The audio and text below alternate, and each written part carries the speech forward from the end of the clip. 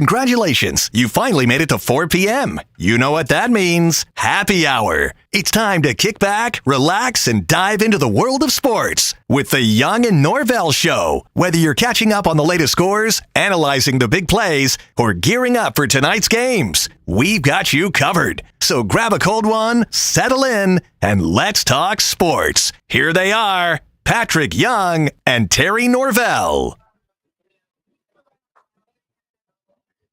You know, some days on a show like this, you've got too much show and not enough content.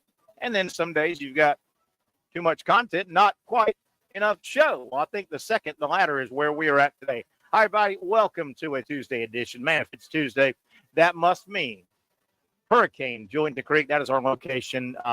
By the way, while I'm thinking of it, they have a massive big game platter. You do not need to do the cooking. If you're hosting the big game party, the Super Bowl party, hell with it. I'm going to say it. Super Bowl. If you are hosting, do not slave away in the kitchen and miss all the fun preparing food. Come by, call up, get with Hurricane-Julington Creek. They've got a big game platter that will make your life better. Take my word. And you get a big break if you've got to get it ordered by February 7th, 2 days before the big game, right? That's the Friday before the Super Bowl. So you've got plenty of time to get up here, call up here, go online. You can get yours squared away, and you'll thank me later. The big game platter offered right here at Hurricane-Julington Creek. Terry Norvelle here. We hope to hear from Patrick Young, obviously. And you know by now, Tuesday, Wednesday, he is in Charlotte at the SEC Network for basketball duty. He is the analyst. Or one of the analysts for the SEC Network. He'll do a great job. You'll see Patrick tonight at halftime of both games and then tomorrow as well. So we hope to hear from Patrick. That's number one. A little bit later, we hope to, about 4:20, we're going to hear from my buddy Mike Bianchi, one of the best sports columnists in the state of Florida. He has been one of the leaders for a long, long time. Mike worked in Jacksonville for a while, for several years. He's well known, really, in the sports journalism world. Mike is really good, very entertaining, very fun guy. But here's what I've got with Mike Bianchi, calling in about 4:20. He is based out of Orlando, and here's my theory. I've asked Mike to come on today to kind of be our moderator, our judge, if you will, because we got a situation going on between Jacksonville, Jaguar Nation, and Tampa, Buccaneer Nation. Those two groups are not getting along very well. And they're pointing fingers at us, and we're pointing fingers at them, and they're doing this, and we're doing that, and everybody's pointing. Everybody's upset. Well, we got our buddy Mike Bianchi coming on, and Mike, obviously based in Orlando, that's in the middle. And Ben, our buddy who's producing, Ben, that's kind of in the middle, right? Wouldn't you say that's kind of a neutral land? It's not Jacksonville. It's not definitely. Tampa. It's Orlando, right? Definitely in the middle, yeah. Am I right? So I think we get Mike Bianchi on right in the middle and say, Mike, we need you to let who's right, who's wrong in this whole Liam Cohen thing. So we'll have fun, and then we'll hit Bianchi with a bunch of topics. He's well versed. You're going to enjoy about 4:20. Mike Bianchi. Here comes the judge. We're going to make Mike the judge, and he's going to sort out this thing, man. Who's got their feelings hurt? Who needs to say, hey, I'm sorry, it was handled wrong? Jacksonville's pointing at Tampa. Tampa's pointing at Jacksonville. Now Jacksonville thinks Liam Cohen is the greatest thing since sliced bread. Tampa hates his guts now, I think, a little bit. We'll get to the bottom of that. We'll have an impartial third party decide who's right, who's wrong. So Mike Bianchi about 4:20. As we go today on the show, I want to get into the Todd Golden situation with Mike as well. We'll talk some Gator basketball. One of our big stories in our area. How good is this Gator basketball team? Mike covers them and has covered Gator athletics for a number of years. He'll have a great perspective on Florida, how far they realistically can go. Will they get Michael Hanlogden back, the 7'1" starting center from a year ago? All kind of storylines. Speaking of storylines, I'm about as neutral as you can get with the upcoming Super Bowl and really the NFL. I'm just a observer. It's what I do for a living. We have to talk NFL. I enjoy the NFL. It's not my favorite league out there. I'm about as neutral as you can get, except for this matchup. I'm not an anti-Chiefs guy. I'm not one of these, well, they won too much and they get cheated, blah, blah, blah. Come on. Be bigger than that. So I'm not a Chiefs guy, but I'm damn sure pulling for the Chiefs now. And I think most neutral NFL fans like me, with the matchup we have coming up on February 9th, I think most neutral fans are going to do what I'm doing. I'm pulling for the Chiefs like crazy. I can't stand the Eagle Nation. I'm just going to be honest with you. It seems like every Philadelphia Eagle fan I've ever ran into, I wanted to punch in the nose. They're just irritating. Somehow, some way, Philadelphia Eagle Nation has turned the neutral NFL fan, I think, into a KC fan. Go Chiefs. I just don't like the Ben. Am I being mean here or am I just being honest? I just don't like Philadelphia fans. Ben, your thoughts? I think you're being honest. I think Ben going once.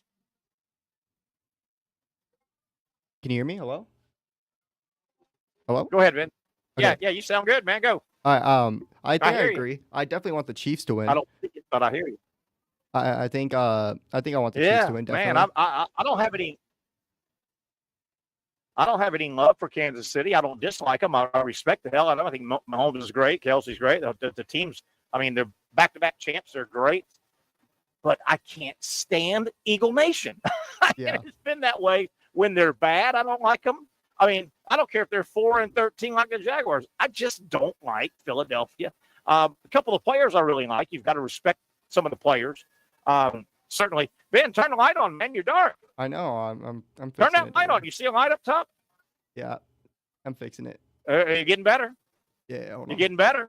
There's There we that go. handsome guy with that Dolphin shirt on. Yep. There you are. How you doing, man? Good. How you doing? Everything good? Yep. All right. That's Ben. But yeah, man, those Philadelphia fans, I don't care if they're 2-15. I just don't like them. They're not likable. They're Yeah. not likable. We'll get some thoughts on that as we go. Hey, the ACC 2025 football schedule came out. They had a reveal. The Atlantic Coast Conference revealed their football. And I'm taking some notes. There's some interesting things with several of the teams, including Florida State, including Clemson, including Miami. There was more than just I learned a few things, and I've got some notes about the schedule. The ACC schedule is out. We'll go over that. I want at some point today talk about a big SEC basketball game tonight as my man Stanley chimed in. Amen, brother. He hates the Eagles too. Welcome. Big basketball game tonight that kind of affects Florida. Any game in the SEC with the upper echelon affects Florida. But tonight, Kentucky is at Tennessee. I'll dive into that. The loser's going to be scuffling a little bit. We'll talk about that game. On Tuesdays about 5:30, we have Fun Trivia Tuesday with our buddy Trivia Pat. We'll do that about 5:30.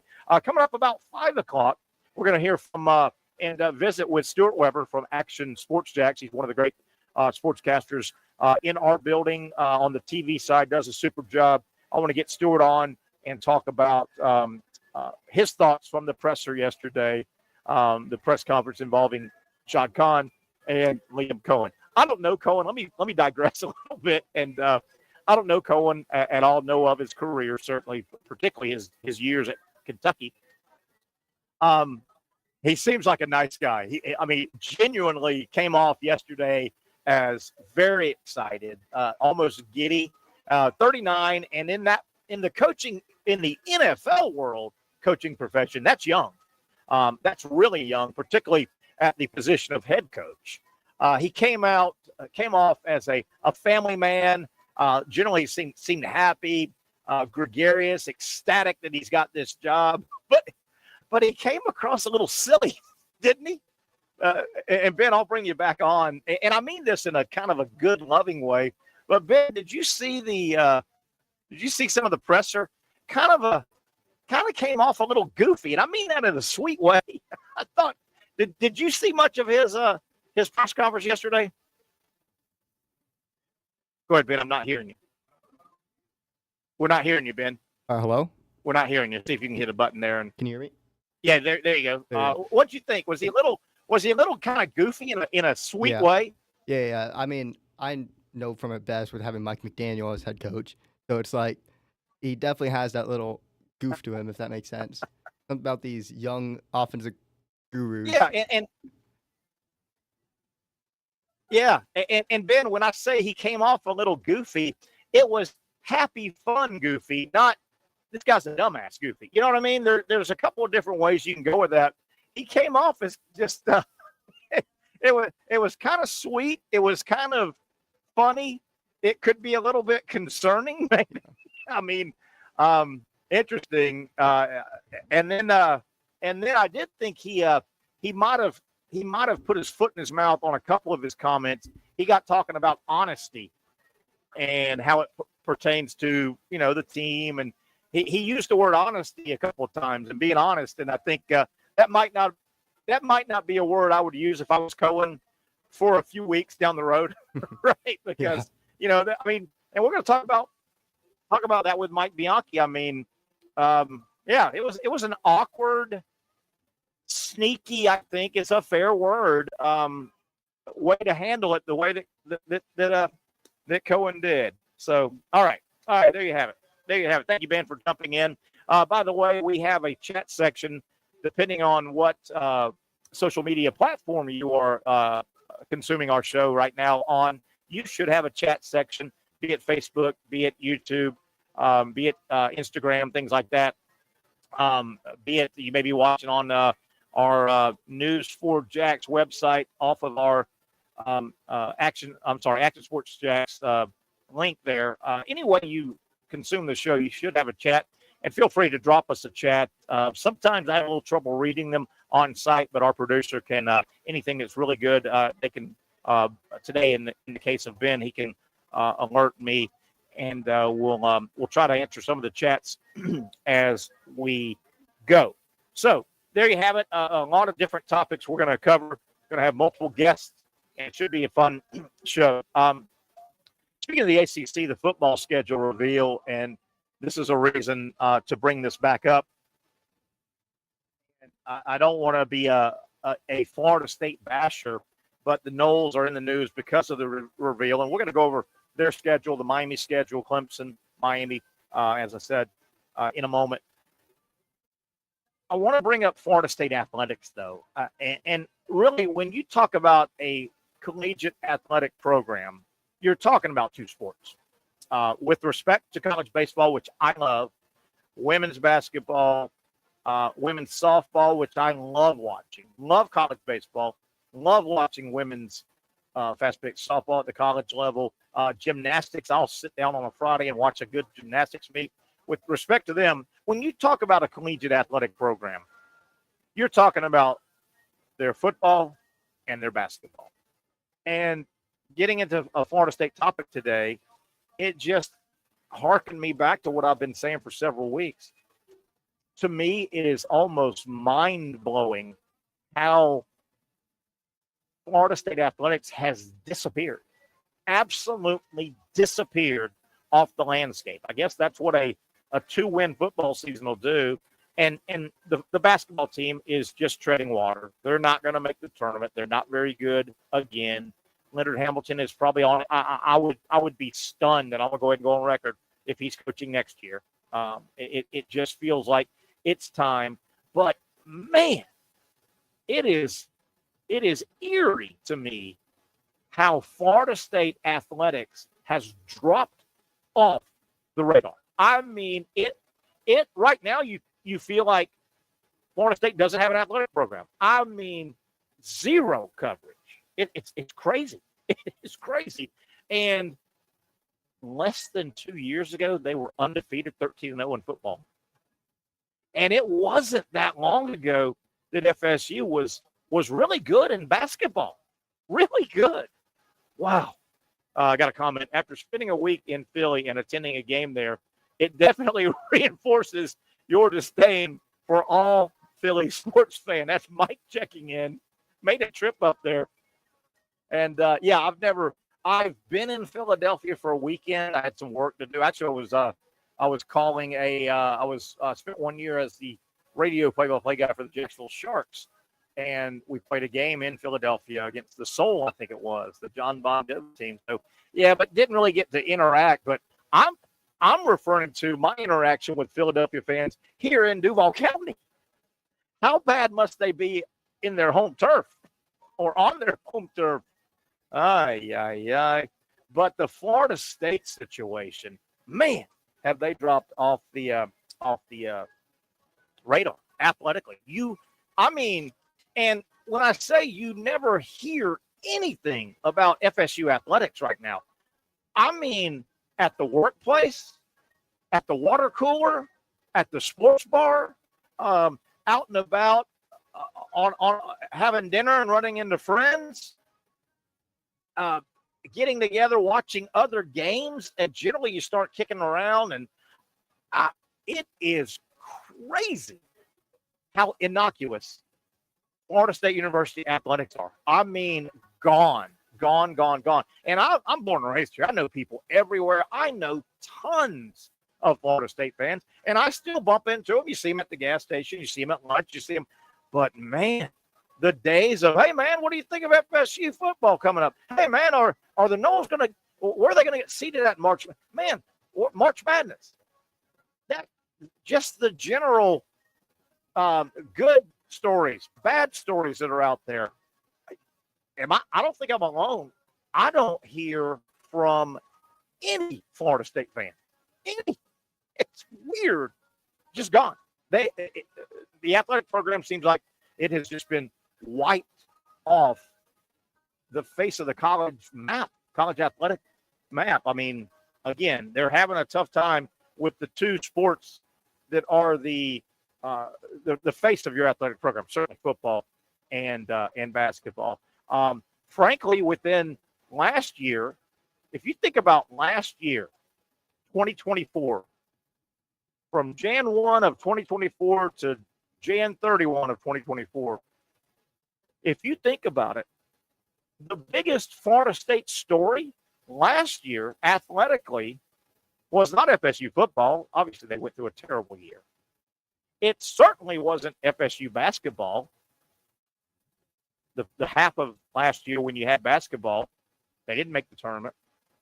The biggest sports story last year, 2024, involving Florida State athletics was their battle with the Atlantic Coast Conference and how ugly and smelly and the accusations and this lawsuit and a counter lawsuit. And now that was the last 15 months, probably.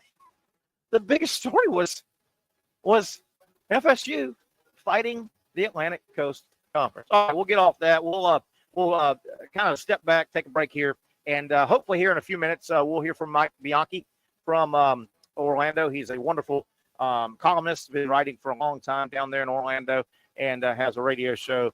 Mike is going to moderate. We're going to try to have Mike bring the neutrality voice of reason to this Tampa-Jacksonville little dust-up. We got ourselves a dust-up involving Liam Cohen, and we'll talk to Bianchi about that. All right, one down. We still got a long way to go. Hope to hear from you on the chat. If you've got something pertinent you want to get out there, we'll try and read them as we have. Stanley and Mike and a couple other ones have dropped chats. One down, a long way to go. We're live, remember, at Hurricane-Julington Creek. If you are planning a big game party, don't slave away in the kitchen. Don't miss a lot of the fun because you are still preparing the food. They have a massive big game platter right here. You can order and just swing by and pick it up. Get the order in by February 7th, so you got plenty of time, but you've been tipped off the best ways from us folks at Hurricane-Julington Creek here in the heart of Mandarin. If this is where you're throwing your party, get by here, get the order in, call them, go online, place your order. You'll be glad you did. Let's take a break. We'll come back. I'm Terry Norvelle talking ball with you. It is the Young and Norvelle Show right here on Action Sports.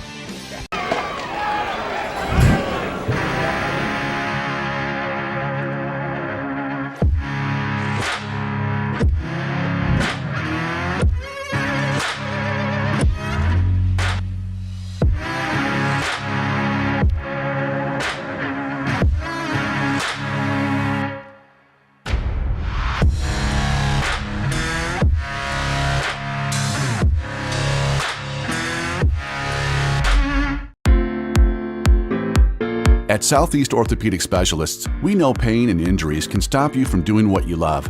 This is why our board-certified orthopedic specialists offer the latest in both non-surgical and surgical treatment options and create a treatment plan tailored to your unique lifestyle and goals. So, whether it is a sports injury or that nagging pain that's keeping you from doing what you love, our team has the right treatment for you. For more information or to schedule an appointment online, visit our website. Finally, a family atmosphere, kid-friendly restaurant with a real sports bar feel. Bricks Jack's Beach features all of that and a large, climate-controlled covered patio with misting fans and heaters for all seasons. Mix in an extremely diverse menu that features the most quality and affordable steak at the beach, and there's no reason not to enjoy your next lunch, dinner, happy hour, or big sporting event at Bricks Jack's Beach, 300 2nd Street North in Jacksonville Beach. See you at Bricks Jack's Beach. You really got to hand it to him. Hold on. The previous play is under further review. I'm not sure what he could review, but okay.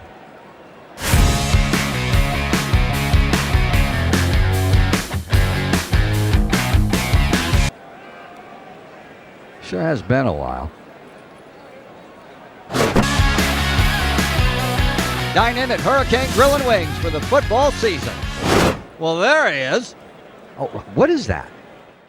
The Action Sports Jax 24/7 network is streaming. I'm Stuart Weber, and I'm here to teach you a nice three-step process on how you can watch all your favorite programming, from the Brent and Austin Show every weekday 10 a.m. to 1 p.m.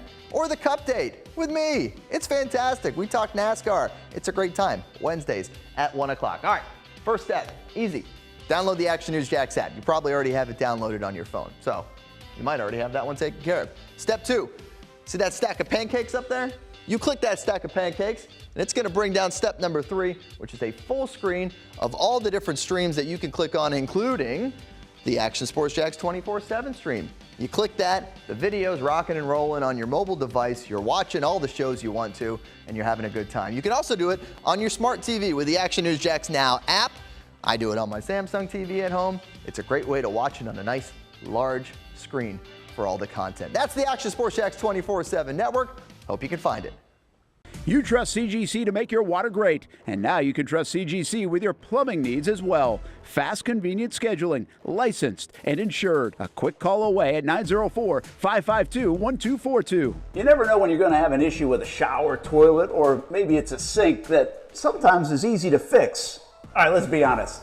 I'm not fixing anything. I'm totally staging this because when I have a plumbing problem, I call CGC Water Treatment and Plumbing. Trained professionals, transparent pricing, customer satisfaction. Small problem or even a bigger issue. Maybe you need a new tankless water heater or something a bit more intricate. The experts with 25 years of experience at CGC Water Treatment and Plumbing can do it all. Call 904-552-1242 or visit cgcwater.com. That's 904-552-1242 or cgcwater.com. CGC Water Treatment and Plumbing, an authorized independent Connecticut dealer. Florida license number CFC 143-2579. Hey, here we go. Back on a Tuesday, Hurricane-Julington Creek Tuesday. If it's Tuesday, you know we're down in the heart of Mandarin. Love hanging out here. Remember, big game platters. You can order them up right now. No cooking on the big game Sunday. Oh, nobody wants to cook all day. Let the good folks here at Hurricane-Julington Creek take care of all of your Super Bowl food needs. Terry Norvelle here. We hope to hook up with our buddy Mike Bianchi out of Orlando. Mike's gracious enough to come on. I've got him playing almost the judge, the moderator. We got a situation going on between Tampa and Jacksonville. Jacksonville's mad at Tampa. Tampa's mad at Jacksonville. Tampa's also mad at Liam Cohen. Jacksonville thinks Cohen's the best thing since sliced bread. There's a lot of arguing, a lot of finger pointing, and we want a guy right in the middle out of Orlando to moderate this bad boy.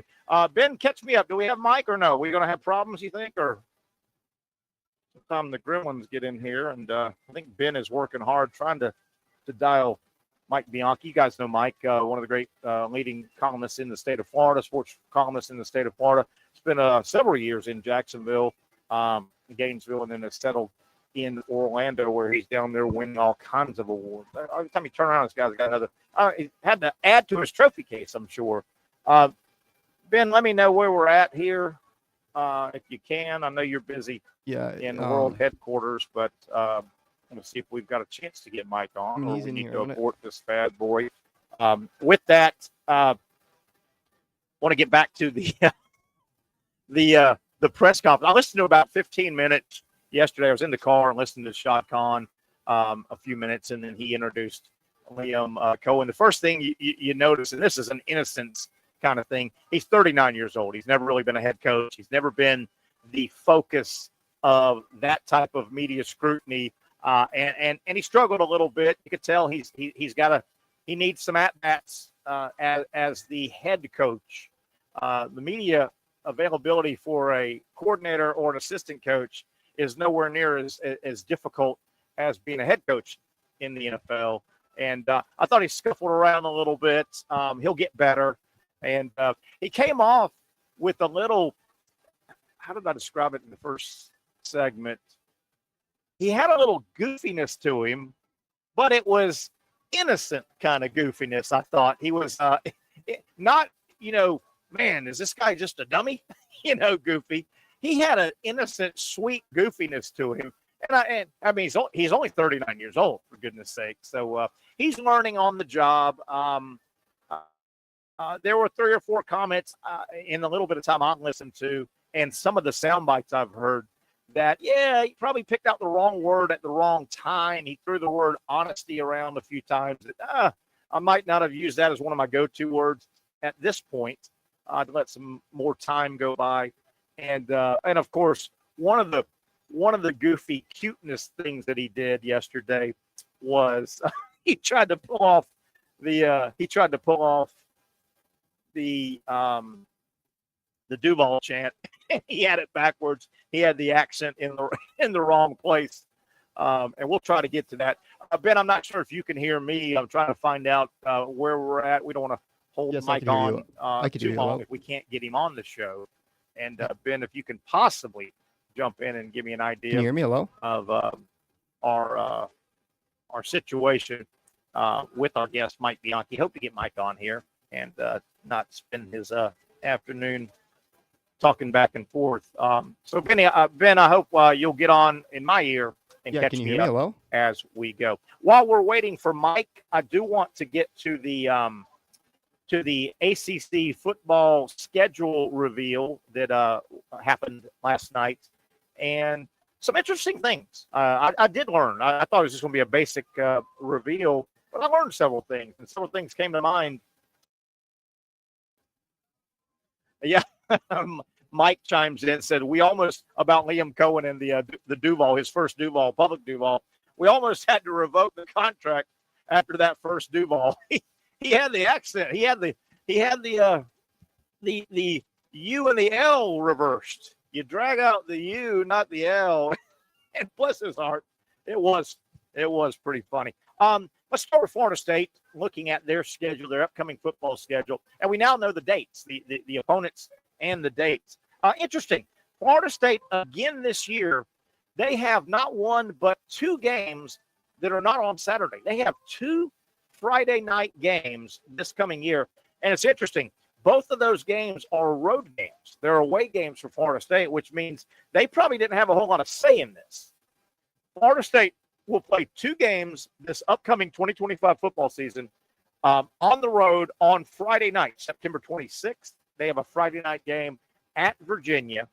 And then later in the year, November 21st, the Noles have a road game on a Friday night at NC State. Again, I don't know if you're the opponent, I don't know if you have a lot of pull on, particularly if it's a conference game. I don't know if you got a lot of pull if your conference brethren decides they want to move their home game.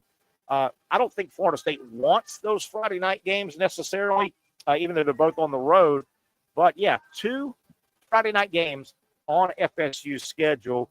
The highlights of FSU's schedule and the real difficult games, obviously they open up with Alabama, difficult game. They are at Clemson early as well. Florida State plays Alabama and Clemson within their first, I think, 4 games. So Alabama in Tallahassee, by the way, for Florida State, that helps. But Alabama, at Clemson, at Florida, and at Miami. So a tough road slate for FSU. They are at Clemson, at Florida, and at Miami this year. They host Alabama. So pretty difficult game. And then the problem is, I just rattled off 4 games that are going to be very difficult for Florida State this year. Alabama, Clemson, Florida, and Miami. Well, if you can navigate somehow those 4 and even get a win in there, okay? The problem with FSU football, save for that 13-0 season a couple years ago, the other part of the schedule for Florida State, not named Miami, not named Clemson, not named Florida, and not named a big out-of-conference opponent. The problem is FSU's had losing records or trouble with the NC States of the conference, the Virginias of the conference. You see where I'm going? I mean, it's not, hey, Mike, you there? Hey, buddy, I can hear you. How you doing?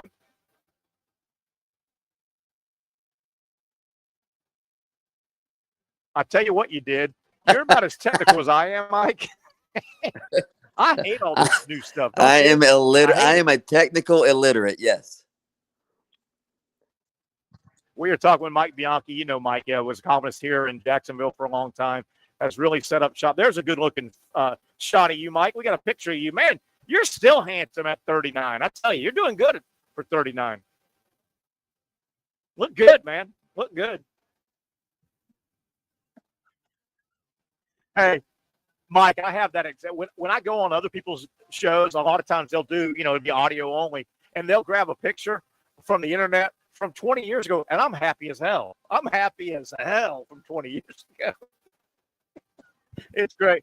Hey, Mike, we need a moderator, man. You're set up right there in the middle of Orlando. I think you're kind of right in the middle of Jacksonville and Tampa. Mike, we got ourselves a little conundrum going on. Tampa's mad at Jacksonville. Jacksonville's mad at Tampa. Tampa's mad at Cohen. Jacksonville thinks Cohen's the best thing since sliced bread. Where do you fall, Mike? Who's right? Who's wrong? Where do you fall on this Cohen craziness this week? Jacksonville, but I don't understand why Jacksonville would be mad at Tampa. I mean, you guys got their coordinator, you got your head coach from down there. Why would you be mad? Well, let me cut you off. Jacksonville was mad at Tampa for about 18 hours when Cohen said, I'm staying in Tampa. They gave me more money than anybody. They gave me more money than anybody that's ever coordinated in. So that was when Jacksonville was mad at Tampa and Cohen at one point. Well, Jacksonville should have been mad at Shad Khan for not firing Trent Baalke sooner, okay? Not Tampa.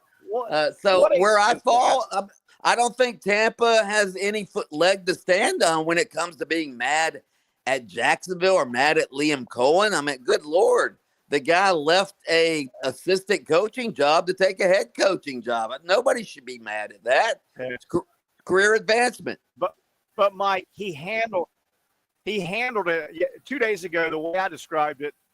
He should have handled it. Cohen should have handled it better and more mature. The way he handled it reminds me of the 21-year-old kid that wants to quit his first job. And he says, Mom, will you call my boss and tell him I quit? He had to call the Glazers, not his head. He called his head coach. You got to call the owners, don't you, Mike, if you're Cohen? Right? I don't know. I think if you're the head coach, you call the owners. But if you're an assistant, you're the coordinator. No, I think it's okay to go up the your immediate supervisor, if you will, is Todd Bowles, and he called Todd Bowles. I have no problem with Liam Cohen did, huh? Mike, Tampa, the Glazers, they got together. They offered him the biggest coordinator contract ever, and they had a date to show up at the office and sign it, and he just ghosted them. They couldn't find him. You can't ghost them, Mike. Hey, all is fair in job employment, especially when you're an assistant coach trying to get to the top level. Again, things change from one day to the next. Trent Baalke was gone, and boom, he wanted to go to work for Jacksonville. Again, yeah. I don't see why Shad Khan kept Trent Baalke from the beginning. Everybody and his mother, all the fans, everybody in the media, everybody knew that Trent Baalke had to go. But Shad Khan for whatever reason, was stubborn or whatever, and he kept Trent Baalke, and it almost cost him a chance to hire the coach that he wanted.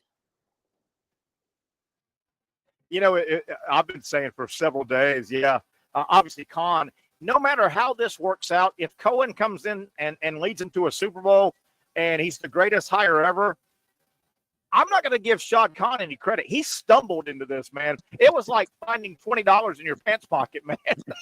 He could not have handled this much worse. He stumbled into this. Wouldn't you think, if it works out with Cohen?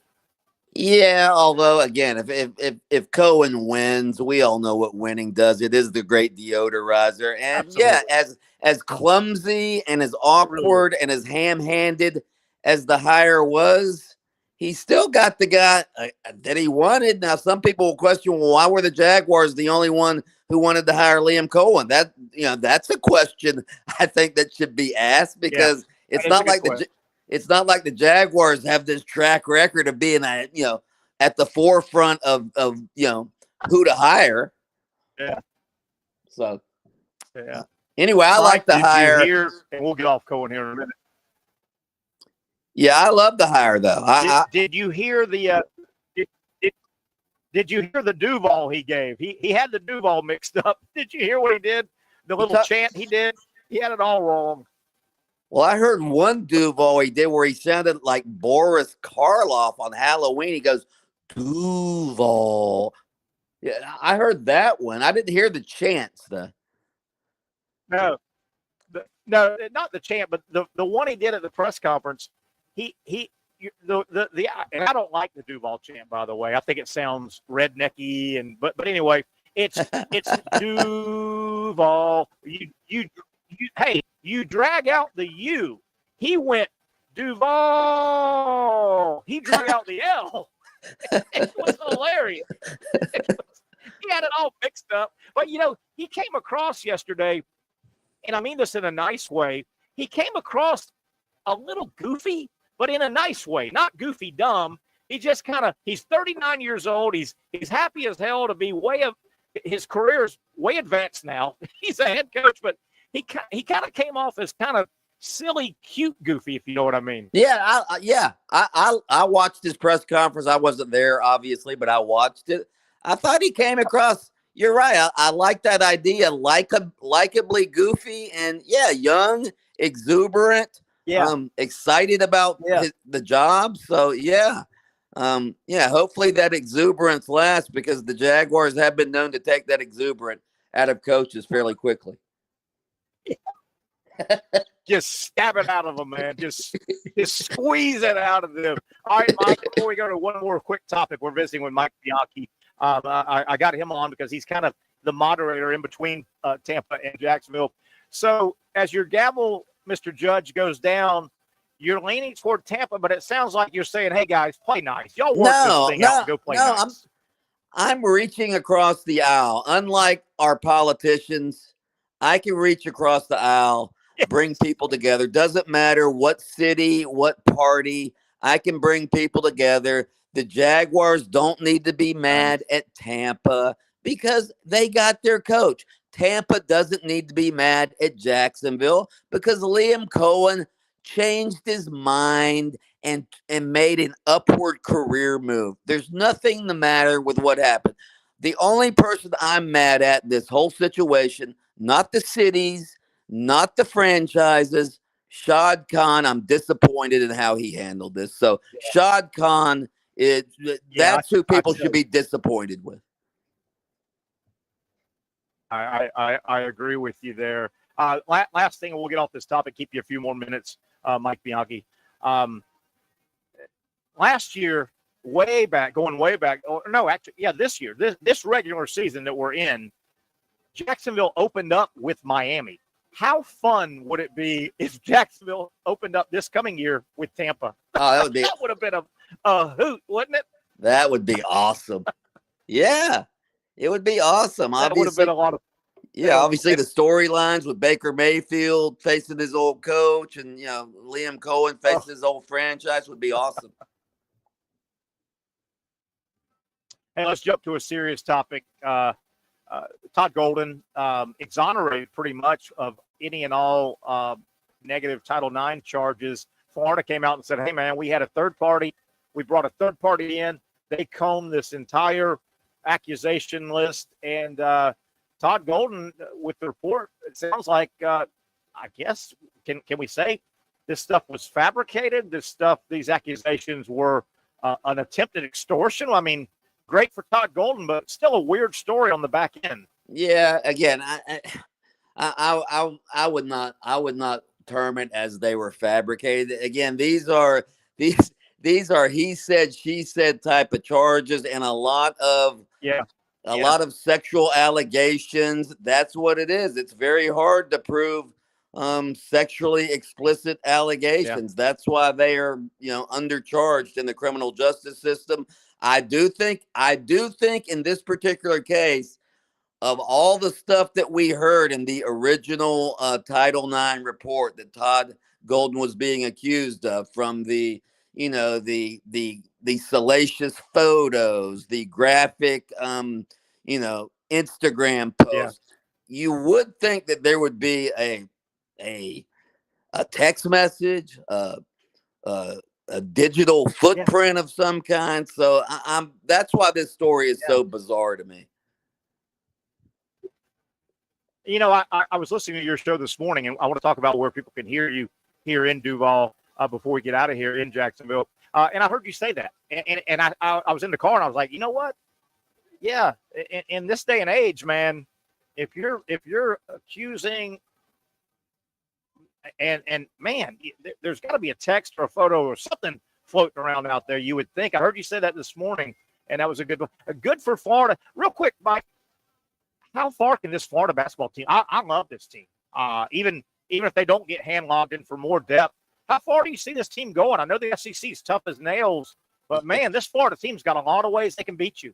They do. They need to develop. They need to develop some consistency. Like a couple weeks ago, they blow out Tennessee, and then the next night they lose, or the next game they lose to Missouri. So, but when they're on, they can beat anybody, and they can beat them badly. We certainly saw that against Georgia on Saturday. We saw it against Tennessee up at the O-Dome. So, again, this is the best Gator team since the Billy Donovan era. There's no question about that. Probably the best Gator team in more than a decade. So I think they can go far. College basketball doesn't have one true dominant force this year. So the Gators are right there in the mix. Yeah, their style of play is fun. They play a fun style, man. They're fun to watch. They're just fun to watch the way they play, and I love the fact too, when it gets to tournament time, Florida's got three, in my opinion, they've got three cold-blooded scorers. Those three scorers, Clayton and Richard and Martin. A lot of guys can take a lot of shots and score a lot of points, but then there's a difference if you're a cold-blooded scorer. I think every time those three guys shoot, I think it's going in. They're scorers, man. They got three of them. And you're right about being fun to watch. And again, Todd Golden has a long way to go before he's Billy Donovan, but it does sort of remind you of the early Billy Ball. It does. When Billy Donovan got here and he installed that Billy Ball system, that's what this sort of reminds me of. I agree. Mike, as we let you go, thanks for the time, of course. You are now, and have been for several months, but you're in people can hear you in Jacksonville now with your radio show. Talk about it. What do you do with your show? Who's on it? When it airs here in Jacksonville? Yeah, we're on every morning at AM 9:30 Fox Sports Radio up in Jacksonville. We simulcast our show from Orlando. We're also on in Tallahassee, so we're simulcast there as well. But we try to, now that we're on in Jacksonville, we talk a lot more. We were always a statewide show anyways. We would talk, Gators, Jags, Bucks, Dolphins, FSU. So we always sort of tailored our show to a football type of audience. Gators, Jags, Bucks, and that's what we talk about. We talk more Jaguars now that we're on in Jacksonville. Probably more than our Orlando listeners want, but we try to tailor the show more toward Jacksonville Now we have Gene Fournette on every week or so, and we'll talk with the columnists of the Times Union. We talk a lot of Jaguars, Gators, FSU. Obviously, we throw UCF in there as well because they're the hometown team in Orlando. But we consider ourselves a statewide show. We talk about all the major teams: Gators, Bucks, Jags, Dolphins, Hurricanes, down the list. That's what we talk. Do you guys also stream your show, or is it terrestrial radio only? Or we stream. Obviously, we're on the iHeart Radio app. You can find us at 969thegame.com down in Orlando. Look for us on the iHeart Radio app. Our show's Open Mic is the name, after me, Mike Bianchi. So Open Mic, 6 to 9 a.m. Sure. Every single weekday morning. Absolutely. All right, Mike, I think we lost your connection there at the end. Thanks so much for your time.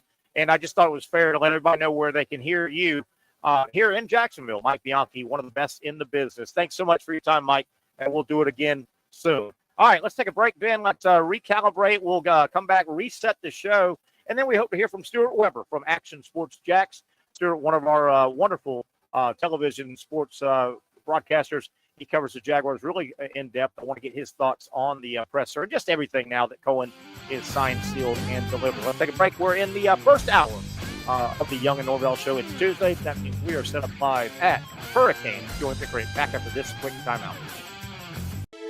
For those dealing with pain from a sports injury, arthritis, or spine condition, Southeast Orthopedic Specialists offers innovative new non-surgical options. Our regenerative medicine treatments, including platelet-rich plasma and other regenerative treatments, use your body's own restorative cells to aid in treating injuries. These procedures are performed in our offices and typically require minimal downtime. If you want to get back to doing what you love, our regenerative treatment options may be right for you. For more information or to schedule an appointment online, visit our website.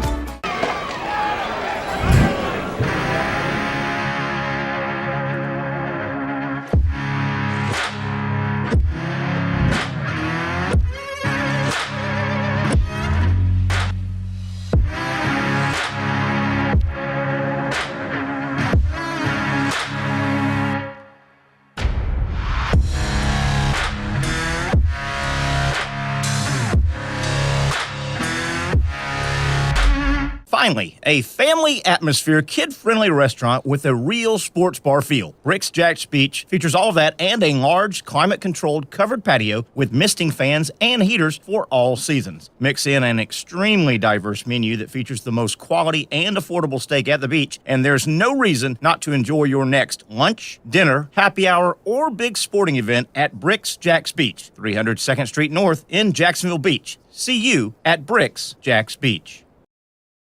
You really got to hand it to him. Hold on. The previous play is under further review. I'm not sure what he could review, but okay.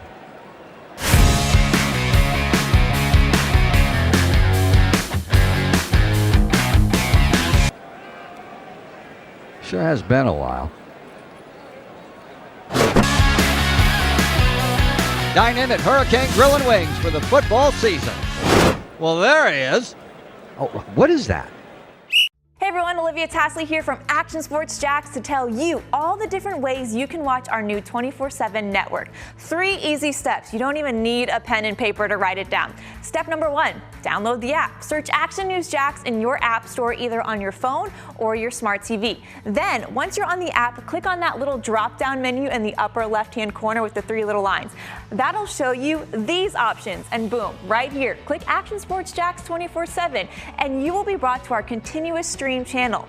That app can be accessed through all these different platforms, whether you have Roku, Fire TV, Smart TV, Apple TV, or Google TV. You can find our app. Now, if you don't have access to the app, don't worry, we still got you covered. We're across all social media platforms from Facebook, Instagram, X, YouTube, Twitch. We have a podcast channel. Plus, check out our short reels on our TikTok. Action Sports Jax 24/7. It's on all the time and everywhere. It's a new logo, new branding. With Bold City Heating and Air, it's an old school approach. One of the few locally owned and operated air conditioning businesses left in Jacksonville. It's hot, Florida in the summer. You can't do much to avoid it, but you can keep cool with Bold City Heating and Air. It's every customer counts kind of service, from when these trucks have pulled up to my home over the last couple of years and when they pull into your driveway as well. From communication to pricing to the actual service, everyone at Bold City Heating and Air cares about you. You know who is coming to your house. You know they will be well trained, and they will respect your home. Air conditioning convenience at boldcityac.com. Stay cool while it gets hot. Bold City Heating and Air can help. Don't get caught sweating all summer. boldcityac.com, and they have financing to help. New systems starting at $110 a month and $50 off any repairs. Stay safe, stay comfortable with Bold City Heating and Air at boldcityac.com. Homegrown in your hometown.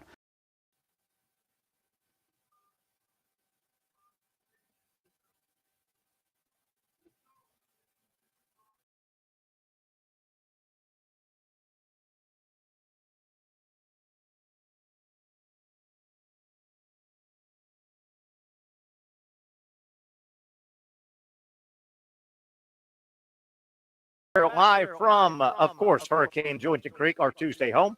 You know that by now. Terry Norvelle sitting here. I want to thank again Mike Bianchi. Remember, you can hear him on radio in Jacksonville, AM 930. Mike does a super job on his show. Longtime award-winning sports columnist, and obviously in the sports broadcasting world. Thanks for Mike joining us here and giving us some good insight. Let me reset hour number one and kind of peek ahead to hour number two. In hour number two, right around 5 o'clock, Stuart Weber is going to duck into our studio. And Stuart, of course, one of the sportscasters at Action Sports Jacks. Stuart does a super job for us on the TV side and has great knowledge. We want to kind of kick around some kind of how Stuart has digested everything that's happened around the Jaguar Nation with Cohen and Khan and things like that. Looking forward to visiting with Stuart. Coming up at about 5 o'clock. 5:30, we hope to have our trivia. With Trivia Pat, we have a lot of fun on Tuesdays with just random fun trivia as we loosen things up on Tuesday evening here from Hurricanes. I want to get back to the ACC football release, schedule release they had yesterday. I went over FSU. For you folks just tuning in, Florida State's got another interesting schedule. They have 2 Friday night games coming up this coming college football season. Both of them are on the road, so 2 awkward Friday night games for the Seminoles in football. They will play at Virginia September 26th. That's the Friday night. And at North Carolina State late in the year, November 21st. That also is a Friday night game. And I think if the dates are correct, FSU, one of the things they may not mind there, they might get an extra day off going into the Florida game, which I think is the next Saturday. So that's one little benefit. But a weird little schedule again for Florida State.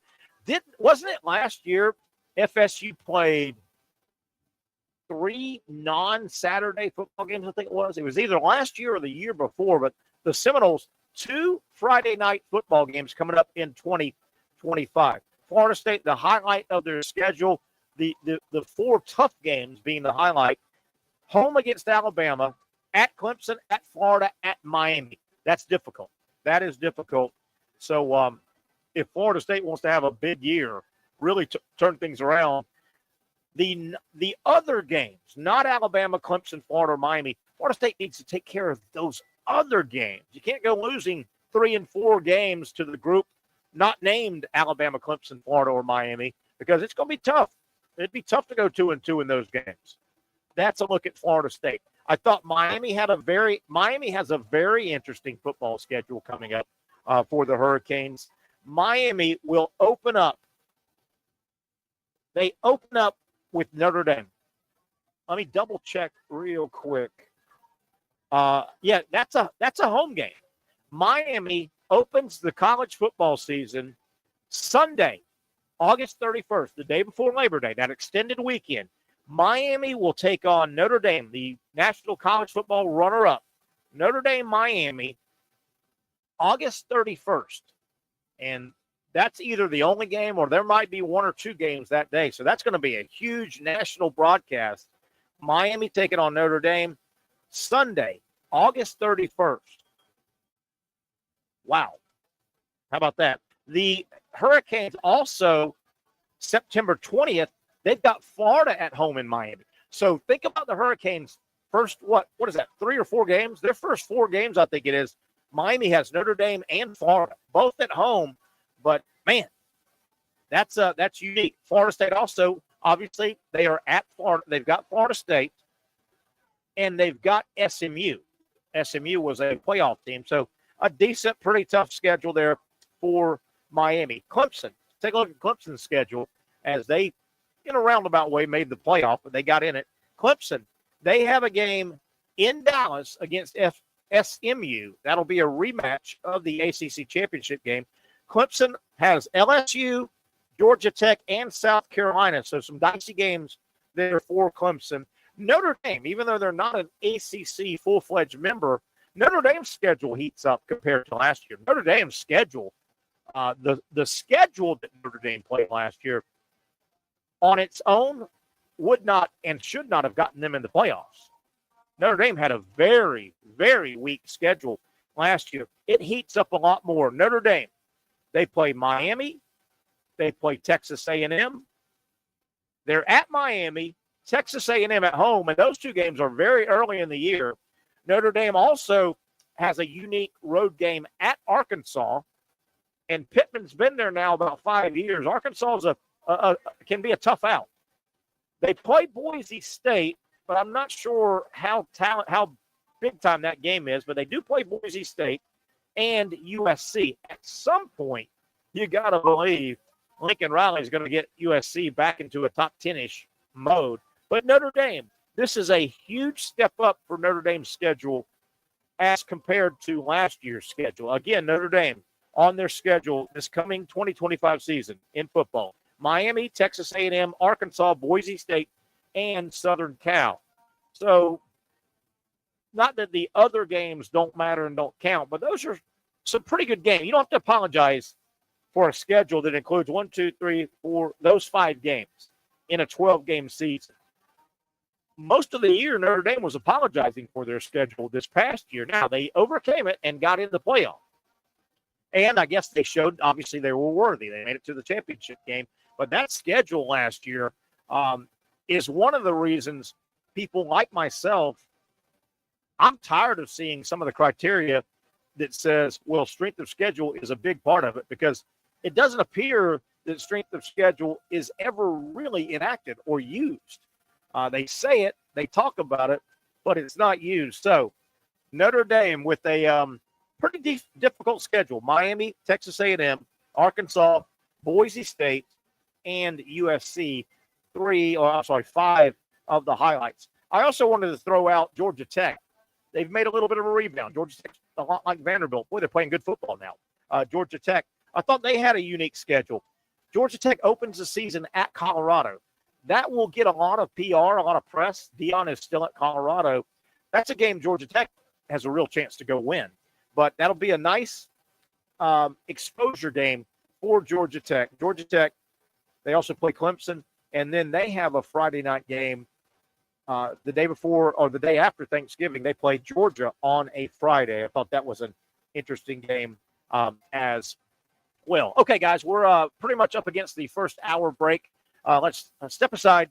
We'll come back. We hope to have Stuart Weber stepping into the studio, and we'll kick around a bunch of topics, including Stuart obviously was all over the Liam Cohen press conference and has followed the story as close as anyone. Our buddy from Action Sports Jax will visit with Stuart, get his thoughts on some other topics as we kick off hour number 2. 1 down, 1 to go. The Young and Norvelle Show at our Tuesday home for a long time. We love it. We are at Hurricanes-Julington Creek. Remember, as we break, they have a wonderful big game platter. Get your order in by February 7th, 2 days before the big game. And let the good folks here at Hurricane, let them prepare all the food for your big game party coming up a little under, I guess, under 2 weeks, right? Yeah, a little under 2 weeks. All right, let's step aside. It is the Young and Norvelle Show right here on Action Sports Jax.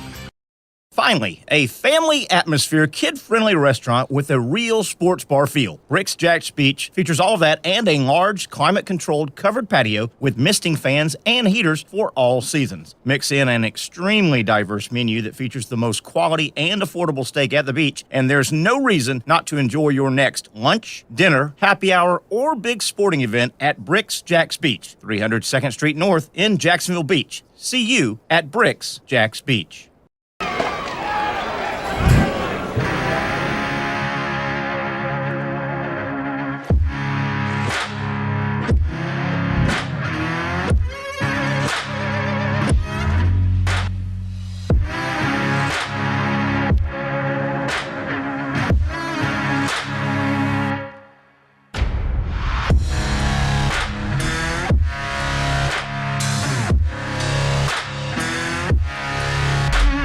For over 20 years, Southeast Orthopedic Specialists has been providing the highest level of orthopedic and spine care to patients throughout Northeast Florida. Now, we're making that same great care even more convenient with Southeast Orthopedic Specialists Direct, a walk-in clinic where you can be seen for pain or injuries with no appointment needed. Staffed by orthopedic physicians and specialists, we offer everything from diagnosis and treatment to imaging and bracing, all with no appointment needed. For more information, hours, and locations, visit our website. You really got to hand it to him. Hold on. The previous play is under further review. I'm not sure what he could review, but okay.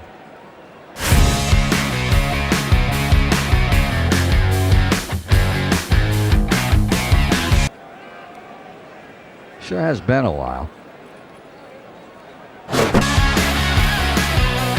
Dine in at Hurricane Grill and Wings for the football season. Well, there he is. Oh, what is that?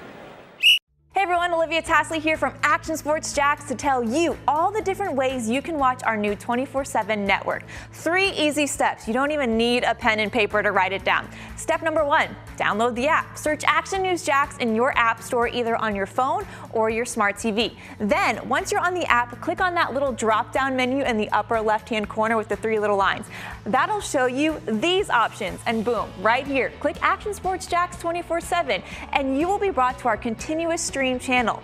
That app can be accessed through all these different platforms, whether you have Roku, Fire TV, Smart TV, Apple TV, or Google TV. You can find our app. Now, if you don't have access to the app, don't worry, we still got you covered. We're across all social media platforms from Facebook, Instagram, X, YouTube, Twitch. We have a podcast channel. Plus, check out our short reels on our TikTok. Action Sports Jax 24/7. It's on all the time and everywhere. Summertime means sizzling sales at Nimnik Buick GMC. The #1 Buick GMC dealer in Jacksonville has lots of inventory to choose from with their best price guarantee. Nimnik never charges above MSRP. You can save up to $10,000 off select new GMC Sierras or get rates as low as 1.9%. You know, I'm a truck guy. GMC Sierra, my trim level is an SLT. This one's an Elevation. Pretty good looking color as well. So here at Nimnik Buick GMC, you have a lot to pick from. My father-in-law, he drives this, an Enclave, so I feel like that GMC in the family. 2025 is coming around the corner, which means it's almost time to close out those 2024s this summer. You can schedule a test drive at NimnikBuickGMC.com. And while you're there, check your trade value and customize your payment options. Nimnik is there for you, even on Sundays. Visit the showroom on Phillips Highway or shop online at NimnikBuickGMC.com. Nimnik, your friends in the car business since 1941. GMC, we are professional grade. Okay, back we are here on a Tuesday. I told you going to the break, I want to remind you again, it's not too early to start playing. Hopefully, you've already started playing your big game, Super Bowl party. You're not supposed to say Super Bowl, but Super Bowl. So there you have it. They've got a big game platter that is out of this world here at Hurricane. They'll take all the work away from you, and you can enjoy your party. If you go ahead and either you can stop by, you can go online, you can give them a call, get your order in by February 7th. For the big game platter right here at Hurricane-Julington Creek. You will be the star, I guarantee you, when you roll into the party with that platter. Not sure if we have Stuart Weber back in studio. He's going to try and duck in and visit with us. And Ben, somehow, hopefully you guys can communicate me and let me know when Stuart is in. God bless everyone. Tampa, stop crying. Mike is normally raw on most things, but he's right there. There you have it. So enjoyed visiting with Mike Bianchi. I've known him a long time. He is a lot of fun. I believe we've got Stuart in the studio. I'm not sure if we can see each other, but Stuart can hear me, buddy. I hope you can. And I'll give it a second. Stuart, I'm here. Hopefully we can hear you. I think you're in the studio. I'm having a little trouble getting audio from your side. And Ben will hit a button or two and hopefully take care of that. Stuart, I want to tap his brain in some of the things he's seen and heard covering this. It's been an interesting week. I mean, very interesting last several days around Jaguar Nation, Jaguar Camp. And it didn't go smooth, but Shad Khan said as much. Well, we got our man. Probably not their first choice, but they did get their man. I've said for the last week or so, they kind of went, the Jaguars, Shad Khan, yeah, they got Cohen, and he was pretty high on the list. They went around their elbow to get to their nose or whatever that saying is, but they did get their guy. And Ben, again, if you can text me or just I'm kind of flying blind here, waiting to see if we can get Stuart on and visit with him regarding, a bunch of stuff, including Gator basketball. I get Stuart's thought on Gator basketball. If you're not positive, Florida does not have a midweek game. The way the schedule works in the SEC, each school, now that we're in conference play starting in early January, just the way it works with the number of schools and home games and road games, you're going to have a week where you do not play a midweek game. Florida does not play a midweek game this week. They played Georgia and blew Georgia out Saturday. Florida is back on the basketball court Saturday at noon against Tennessee. They're in Knoxville. And remember, Florida put a 30-point whooping on Tennessee in Gainesville. Tennessee's a good basketball team. The Volunteers, they play tonight. There's the biggest game maybe in college basketball and certainly in the SEC tonight is Kentucky at Tennessee. The game is big. They're two good teams. Two teams that are reeling a little bit. The loser of tonight's Tennessee-Kentucky game, it's going south quickly for them. Tennessee is on a two-game Tennessee has lost two of their last three games. If Tennessee loses tonight at home, that'd be a tough loss for Tennessee. That would mean they have lost three of the last four. Kentucky comes in tonight on a two-game losing streak. So if Kentucky cannot win tonight on the road at Tennessee, the Wildcats will be on a three-game losing streak. I do believe we've got Stuart now hooked up where we can hear each other. Stuart, you there? Oh, I can see you. I see you. You look great. I don't hear you. So can we do sign language maybe? Ben will hit a button back there and get us dialed up. And Stuart, you look too good not to hear, man. You look too good not for us to hear you. All right, he's gone. He gone. He gone, as the young kids say. Stuart is gone. We'll try and get him up. I hope we're not wasting Stuart's time. But huge game tonight. Now, I told you Florida does not play midweek. They don't play a game tonight or tomorrow. Their next game, the Gators, off to this great start. Florida plays Saturday at Tennessee. Good team, tough venue, revenge factor for Tennessee. Then next week, Florida's midweek game is against Vanderbilt. And this is a Vanderbilt team that they're going to the tournament. Vanderbilt back-to-back wins over Kentucky and Tennessee. So Florida plays at Tennessee this coming Saturday. They play at home next week. Their midweek game is at home against Vanderbilt. And then the Gators, the following Saturday, they go to take on the number one team in the nation, Auburn, at Auburn. It has been a tough schedule. The schedule makers did not do Florida any favor this year. And the way the schedule worked out, Florida has a home-and-home with Tennessee. But in terms of the top five teams in the conference, that's where it ends. Florida plays at Alabama. They do not play Alabama in Gainesville. Florida they already played at Kentucky. They do not play Kentucky in the regular season in Gainesville. Florida will play at Auburn, but Auburn does not come to Gainesville this year. It's a real quirky schedule for Florida with regard to the upper echelon of the SEC. They don't have all those return games, and that's tough. That is tough. But it is now there's opportunity there. There's real opportunity. If Florida was to win their next 3 games, and that is a tall order, Florida would be the number 1 team in the nation. They would be ranked number 1, and I get it. College basketball, it's a tournament. Being ranked in the regular season poll is not that big of a deal. It is nice to get that 1 of 1, though. If you get the overall number 1 seed, that is big. But think about Florida right now. They're 5th in the country. Iowa State just lost a game. They're ranked like 3rd. They're going to fall behind Florida when the next poll comes out.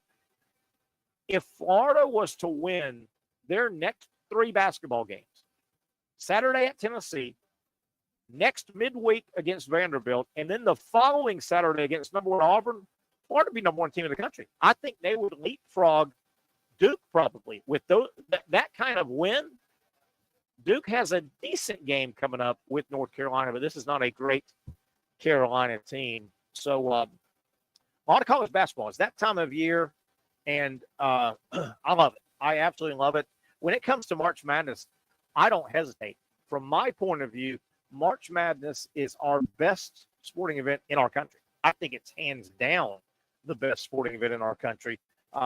Really love it. And, man, 3 weeks of just fun. Can't wait for March Madness. And I don't think it's going to happen unless there's a new arena constructed. I don't think Jacksonville can get back in the rotation to host first and second round games. You know, the history of the arena downtown, I think it's at least been twice, maybe 3 times. I think only twice, though. Jacksonville has hosted first and second round games in March Madness. I think the stadium, the arena now is too old and not big enough. Boy, they're playing those in big venues now, not domed venues like the Final Fours. You know, you can't get a Final Four anymore unless you're a dome. The days of playing the Final Four at Rupp Arena, for instance, which seats over 20,000, but it's an old 20,000. Those aren't big enough. The Final Fours in college basketball, now they are played in massive stadiums, massive. And, you know, I mean, they put 40 and 50,000 people in the Final Four and the championship game. I don't think Jacksonville, the arena has dated itself, I think, too much. Testing. Hello. And I don't see a massive renovation. They're going to piece that thing together for another decade or more. But for Jacksonville to get back in the rotation, Jacksonville would have to build a new arena. This one's just is too old. It's just too old, not big enough, and not all the bells and whistles. That's what it's come to with these venues, be it football or basketball. Hell, you see that to a degree with college baseball, particularly in the SEC. I mean, if you're going to compete in big-time college baseball, certainly out of the SEC, you better have a Taj Mahal baseball stadium now. Those old days, the old McKeithen Stadium in Gainesville, no. Oh, I miss McKeithen Stadium, Terry. Had to find some money and build the new stadium down there. We got Stewart now. We can see him. Can we hear him? Can you hear me, Terry? Because hey, I think we're going over there. I miss the old McKeithen Stadium. I love that place. Hear you, brother. You can't hear me. I think I might be going over the. Yeah. I think I might be over the air now. Oh, I'm sure you're saying some great stuff, man. I usually do, Stuart, I don't want to waste any more of your time. Save all that great stuff for TV, man. I don't know if we're going to be able to hook it up. And I know Ben's trying hard on the back end, but Stuart, we don't want to keep you all day, man. I'm sorry. I hope we didn't waste your time, but I think we'll have to call an audible and maybe get Stuart on another time here on the show. Let me finish my thought, though, about these arenas and venues at the college level. If you want to play big time college baseball, this kicked in about 10 years ago, you better have a Taj Mahal baseball stadium, on-campus baseball stadium. Florida had to do it. You look around the SEC, they have wonderful baseball facilities. I mean, just about everybody that is anybody in the Southeastern Conference when it comes to baseball, within the last 10 years, they have all rebuilt and built state-of-the-art baseball stadiums. You got to do that. That is one of the problems facing Florida State and Miami in baseball. I think Florida State has the right coach now. The Noles had a super year last year. I think they made the Final Four along with Florida in college baseball out in Omaha. FSU, Link Jarrett, they've got the right coach. Their biggest issue now, FSU has got to redo or totally rebuild their baseball stadium. That thing will hold them back. It has been patched, and Dick Howser Stadium just feels and looks like a modern baseball stadium back in 1998. FSU's got to do something with their baseball stadium. I think they know that, and they're addressing that. I think the same thing is going on with Miami. Miami baseball, Mark Light Stadium, historic, one of the birthplaces of modern college baseball, springboarding into, popularity. But Miami down there, they have got to upgrade their baseball stadium. I mean, Miami hasn't been Miami baseball in a long time. Now, some of that had to do with coaching or the wrong coach. But anyway, we'll get back to some baseball. We'll talk a lot of baseball, college baseball here. I love the game. I absolutely love the game. Trenton Torsha is our baseball guy, college baseball guy. And then we'll start getting back visiting with Cade Kistner, my buddy from Sports Illustrated. He's the baseball publisher for Sports Illustrated. He's been with us here on the show for a couple of years. Pitchers and catchers are right around the corner. Baseball will be here. Baseball will be here before we know it at the collegiate and also the professional level. Let me see what we got working here as we're trying to audio work over the air. Just couldn't get you to hear it for some reason. All right, Stuart, man, you gave it an effort. I tell you, yeah, and I'm going to tell you again, Stuart, you look great. I'm telling you, what a shame. When you roll out of the house today looking as good as Stuart Weber did, what a shame we didn't get to spend more time with this guy. I mean, but he's a multi-talented. He's not just good looks. The guy's got it up here, man. We needed to hear his audio. We just couldn't get it dialed up. Sometimes gremlins get the best of us. All right, let's take a little bit of an early break. We'll kind of reset everything. We hope to do some trivia. We do it on Tuesday. Fun Tuesday trivia with Trivia Pat, and he will be sitting here if he shows up, and he will. We'll have some fun on the other side. We'll come back, recap some of the big stories of the day, and continue a Tuesday edition, the Young and Norvelle Show. Up Terry Norvelle. Stay with us right here on Action Sports Jax.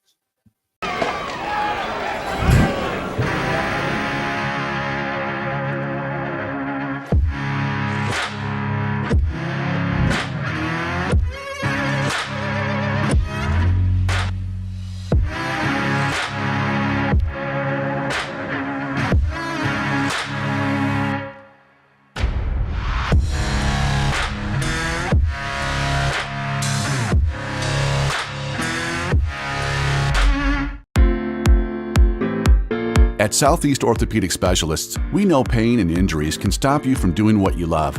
This is why our board-certified orthopedic specialists offer the latest in both non-surgical and surgical treatment options and create a treatment plan tailored to your unique lifestyle and goals. So, whether it is a sports injury or that nagging pain that's keeping you from doing what you love, our team has the right treatment for you. For more information or to schedule an appointment online, visit our website.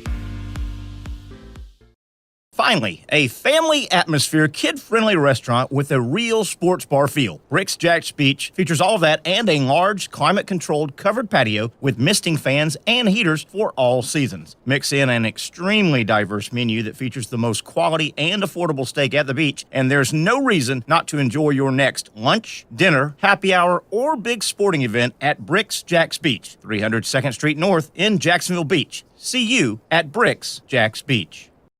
You really got to hand it to him. Hold on. The previous play is under further review.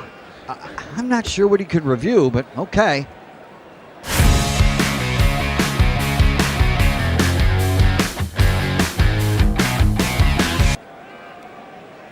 Sure has been a while.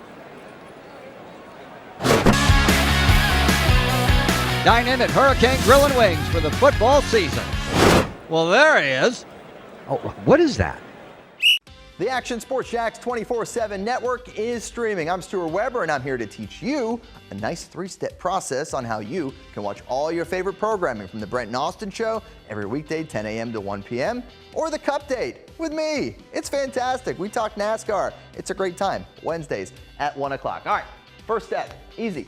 Download the Action News Jax app. You probably already have it downloaded on your phone, so you might already have that one taken care of. Step 2, see that stack of pancakes up there? You click that stack of pancakes, and it's going to bring down step number 3, which is a full screen of all the different streams that you can click on, including the Action Sports Jax 24/7 stream. You click that, the video's rocking and rolling on your mobile device. You're watching all the shows you want to, and you're having a good time. You can also do it on your smart TV with the Action News Jax Now app. I do it on my Samsung TV at home. It's a great way to watch it on a nice, large screen for all the content. That's the Action Sports Jax 24/7 network. Hope you can find it. You trust CGC to make your water great, and now you can trust CGC with your plumbing needs as well. Fast, convenient scheduling, licensed and insured. A quick call away at 904-552-1242. You never know when you're going to have an issue with a shower, toilet, or maybe it's a sink that sometimes is easy to fix. All right, let's be honest. I'm not fixing anything. I'm totally staging this because when I have a plumbing problem, I call CGC Water Treatment and Plumbing. Trained professionals, transparent pricing, customer satisfaction. Small problem or even a bigger issue. Maybe you need a new tankless water heater or something a bit more intricate. The experts with 25 years of experience at CGC Water Treatment and Plumbing can do it all. Call 904-552-1242 or visit cgcwater.com. That's 904-552-1242 or cgcwater.com. CGC Water Treatment and Plumbing, an authorized independent Connecticut dealer. Florida license number CFC 143-2579. Welcome back to Hurricane-Julington Creek, deep in the heart of big-time Mandarin. Man, this is a fun, good feel, really good community feel in here. Every time you come in, Hurricane-Julington Creek, right at the foot of the Julington Creek Bridge. Josh and Callie, they've done a good job nurturing this, and really the place can serve you in any way. If you and a few buddies want to come up, have a few beers, watch ball, they're great at that. If you want to bring the family, it's a very family-friendly location here in Mandarin at Hurricane. A couple of outdoor patios you can choose from, right basically on the river, on the creek here in Mandarin. And I get a kick here. I was during the break, like you saw a moment ago, we had that Hurricane Grill and Wings commercial on, and the referees are eating the wings in the replay tent, blah, blah, blah, blah, blah. And the guy will remain nameless, real nice fella. I had a business meeting here 2 weeks ago, roughly, and we had lunch here before the show. And, you may not know this, but Hurricane here at Julington Creek, there are like 35 combinations of wing sauces. I mean, they've got a million different wing sauces here at Hurricane. My buddy I was having business lunch with, he ordered wings. The other person went with I think it was a chicken wrap here at Hurricane. But my buddy ordered wings, and 35 different flavor combinations you can have. You can mix and match and everything. I'll take 10 wings, plain. He ordered them plain. I'm like, you can't order your wings plain here, for God's sakes. Put something on top of them.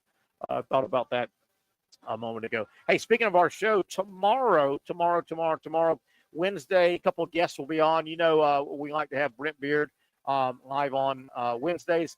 Brent will have a notebook full of news and notes items from college football and college basketball. We'll certainly look back tomorrow at the big SEC basketball game. I'm telling you, it's a big game. The winner keeps up with the top of the conference. The loser's scuffling a little bit, and this is going to happen to some good teams, but the loser of tonight's Tennessee-Kentucky basketball game is scuffling. If Tennessee loses, that will be 3 losses in their last 4 games.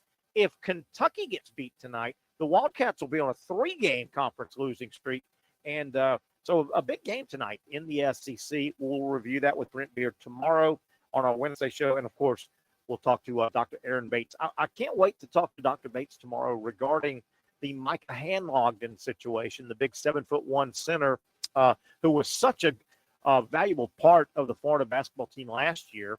And, of course, in the final game of the SEC basketball championship game in Nashville, he went down very early in the game. He landed awkwardly, broke his leg, and it was one of those breaks. I don't know the word they call it, but the bone protruded through the skin. There was bleeding. It was a nasty break.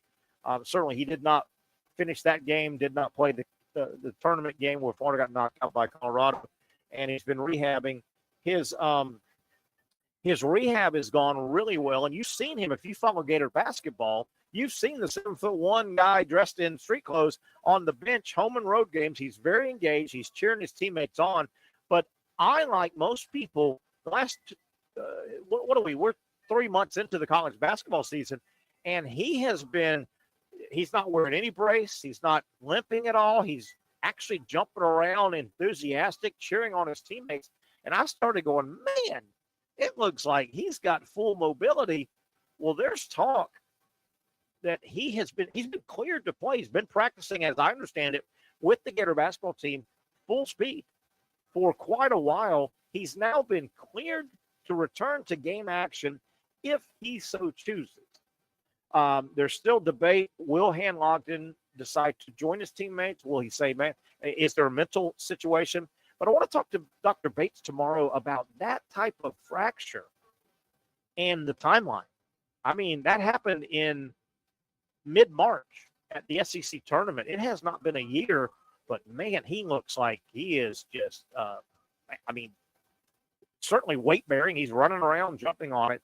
Interesting. It'll be an interesting topic to visit with Dr. Bates tomorrow regarding Micah Hanlogden, and is he surprised? Is this almost a medical miracle to have rehabbed it this quickly and gotten to that point? But if Micah Hanlogden does join the Gator basketball team, that is just one more cog in the arsenal for Florida. I mean, they're a pretty deep basketball team. They've got four front court players and four front court players, yes, and four backcourt guys, and they rotate those four. There's only been one game. I think it was the Arkansas game. There's only been one game all year where Florida got into some serious foul trouble.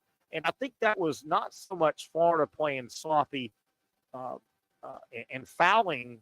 I think they caught a quick whistle crew that night. But Florida's only found real foul trouble one game.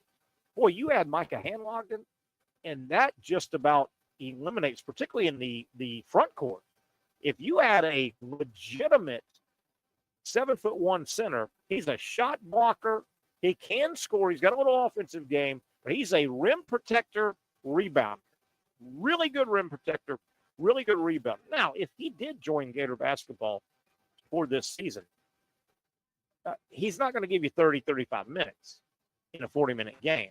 But, man, if you could run a 7'1" guy, that's 5 more fouls in the front court. That's a bunch of rebounds and a bunch of blocked shots. I think rebounds and blocked shots would come back to a guy like Hanlogden a lot easier, a lot smoother than an offensive game. You may have trouble still with your baby hooks and things like that, but Hanlogden, he comes back to Florida's lineup.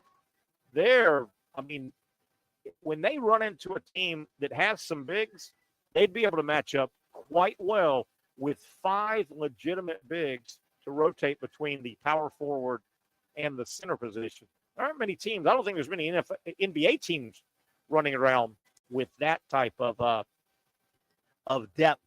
And it'll be fun. It'll be a fun sprint to the finish in the SEC regular season. The SEC tournament's going to be ridiculous. I mean, there are going to be a lot of teams that get beat early in that SEC tournament. And then I think looking ahead to March Madness, this is going to be a good thing. But I just think mathematically, the SEC is going to send about 12 teams to March Madness. And they're 12 good teams. I'm looking ahead, and I can see the SEC in March Madness having I wouldn't be surprised if there are 2 or 3 instances where SEC knocks out SEC. Let me back up and see if you get that. I can see with the sheer number of SEC teams, it's hard to split up 12. They don't like having conference teams play each other, and certainly they don't like them playing each other early. But if you throw 12 teams into a 64-team field and 12 good teams, and, you know, you get, let's say 10 of those win their first weekend. Let's say 8 of those. You got 8 teams after the first weekend. It's hard to keep them apart. They're going to run into each other. I could see this year in March Madness, and this will be a good thing. If you step back, this will be a bragging topic for the SEC basketball. I could see 2 or 3 situations where even in the round of 16, Sweet 16, Elite 8, I could see 2 SEC teams playing each other and knocking each other out. I think that's going to happen 2 or 3 times, and that doesn't happen a lot in March Madness. We are gonna have Trivia Pat on in a little bit. He's running a little bit late, but he'll be here, and we'll have our fun end of show open trivia. I'll throw one trivia question out. Mine, by the way, is a non-sports trivia question, and Pat does a good job. Trivia Pat does a good job. There's sports. He comes prepared with some sports questions to that we can have fun on air here, but they're not all sports questions.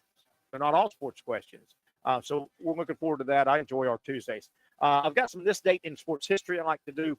Let's take a look at some things that happened on this date throughout the years that I think are pretty interesting, pretty neat.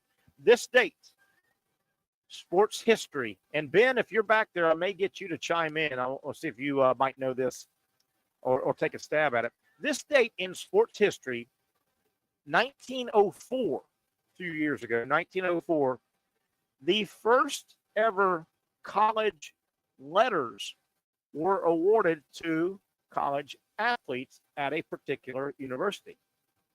It was the University of Chicago. They had the first idea to say, hey, we should commemorate our senior athletes with a letter. So, Ben, are you there? I'm going to run this by you. See if you Can you hear me? want to Hello? take a stab at it. If Can you you're hear not, me? you may be No, I don't think working feverishly. All right, we'll skip Ben. The hell with Ben. Ben, the heck with you. Heck with you, Ben. The University of Chicago, first to ever award athletic letters to their senior college athletes. They awarded the letter C, University of Chicago, C, but they were not on their Letterman jacket. Rather, they were on blankets. They gave away blankets. I guess it is cold in Chicago, but I would have probably thought that through and sped up the Letterman jacket and said, hey, what about a jacket they can wear instead of having to, wrap up in a blanket, or the blanket has to stay at home. But the first Letterman jacket was actually a Letterman blanket, University of Chicago. I thought this was a neat one. This date in sports history, 1960, we go to the NFL. On this date, 2 franchises were awarded in 1960, Dallas and Minnesota, 2 pretty good franchises. Dallas, a lot of Super Bowl wins, a lot of Super Bowl appearances, and really one of the marquee franchises, even though they were not an original NFL franchise, obviously. Minnesota, no Super Bowl championships, but, man, they came close, and they have come close. 2 really good franchises awarded and granted by the NFL on this date, sports history, 1960. Dallas, that franchise started playing in 1960. Minnesota waited a year. They got going in 61, but that was a nice expansion year. Those 2 franchises have really just been staples once they got it. This date, sports history, 1969, O.J. Simpson was the first pick of the draft by the Buffalo Bills. Think about how early the draft was. Well, the Super Bowl was very early. I'm telling you, folks, you young people, you're used to February. There's a lot of young people out there, guys if you're in your 20s, mid to late 20s probably, you've always known the Super Bowl played in February. No. The Super Bowl used to be played early January. I mean, you look it up, there are Super Bowls that were January 7th, January 8th. And then you could tell by that nugget I just gave you in 1969, damn, the draft was very early. The draft wasn't way in deep late April. So, yeah, Super Bowl has really obviously matured and grown and moved and changed. And what a phenomenon it is. By the way, $7 million. If you got an extra $7 million, they've got a few Super Bowl commercials, 30-second commercials for you. Final this date in sports history. And when I see this type of historic milestone, it always makes me wish I was more of a hockey aficionado. Obviously, I'm a Southern dude, man. Hockey was no factor when I grew up, where I grew up here in Florida. There weren't any NHL teams in Florida like there are now, 2 of them, and I think they both won Stanley Cups. But if I had more hockey knowledge, I could appreciate this guy. And I've always felt bad because I know, talking to hockey friends and just watching sports over the years and the decades, Wayne Gretzky, in his sport being hockey, he was, I mean, the great one. He was the Michael Jordan, the Babe Ruth of hockey. And this is another example. I just don't have the hockey knowledge to appreciate him, and I feel bad about that. I feel bad about that because I know I should, every time I see or hear the name Wayne Gretzky and one of his milestones, such as this date, 1984, Wayne Gretzky, his scoring streak ends at 51 games. I have no context. And I think in hockey, scoring is you score the goal or you assist. So that's, you can score, have a scoring streak either way. He went 51 games, I guess, by either scoring a goal or more or assisting. And yes, it sounds incredible. I just don't have enough context to when I see, and you can never, ever, ever do this date in sports history, and you're going to run into a million. Gretzky did this. Gretzky did that. Gretzky did this in one game. Gretzky did this in a series, a season. Gretzky did this in a career. Gretzky did this in a quarter, a half, what have you, in the playoffs, in the NHL finals. Gretzky. I wish I had more context. Certainly, I'm aware that he is the greatest ever skate in the sport of hockey. I just don't have enough perspective when I see all these. And my true hockey friends, the few times I've talked deep hockey about this, they say, Terry, if you only knew what that stat represented, how difficult and or how far out of reach Gretzky's numbers and records are, you would appreciate that. And I know I would. I just don't have that type of perspective to really, really, really, really appreciate Wayne Gretzky, and wish I did. But I also have put on ice skates in my life probably 3 times. 3 times on open skate, like at the Igloo. 3 times, and my God, is that difficult? And I know it would change if I grew up at 2, 3, 4 years old putting on ice skates. It would be totally different. But my God, I probably put on ice skates and got on the ice and skated around 3 times. Twice just for fun. And once I did a hockey story for television, and I put the entire goalie head to toe, everything. The old Lizard Kings were kind enough to let us go over and film a TV story, and they put me in head to toe. Man, is it hard to skate. It's hard to stand up, and I just barely moved. But the damn blade is it's this wide. Crazy. Why wouldn't they, I guess for movement, but why wouldn't they just make it wider so you didn't fall so easy? I don't know. What do I know? All right, let's take a break. Our final break here. We'll come back, reset. We got about 20 minutes left on the show. Trivia Pat will be here. Hopefully we'll be able to bang out some trivia questions, have some fun as we like to do on Tuesday. It is a Hurricane-Julington Creek Tuesday. As you know, it's We're always here on Tuesday, and we love it. Thanks to Josh and Callie, the owners and operators, for their great hospitality and all the servers. Remember, I've been saying it all show. They are offering their famous big game platter. I mean, the food is taken care of.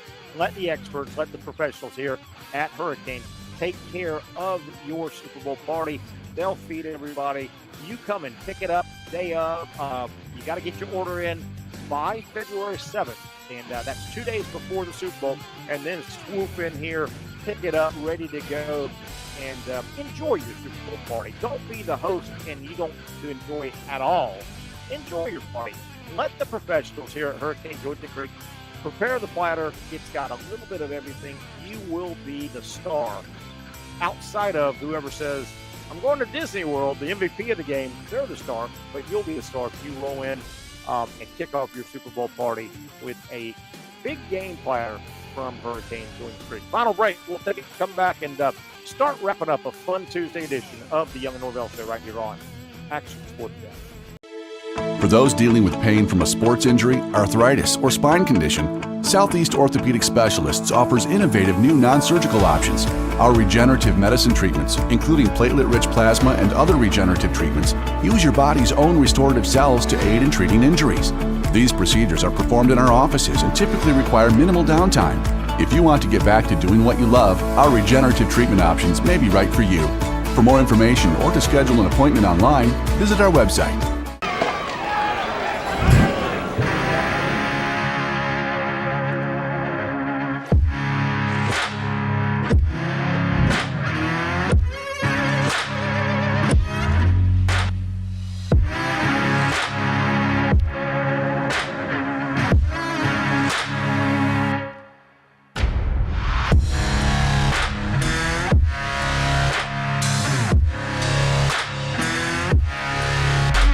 Finally, a family atmosphere, kid-friendly restaurant with a real sports bar feel. Bricks Jax Beach features all of that and a large, climate-controlled covered patio with misting fans and heaters for all seasons. Mix in an extremely diverse menu that features the most quality and affordable steak at the beach, and there's no reason not to enjoy your next lunch, dinner, happy hour, or big sporting event at Bricks Jax Beach, 300 2nd Street North in Jacksonville Beach. See you at Bricks Jax Beach.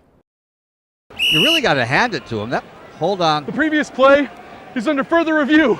I'm not sure what he could review, but okay.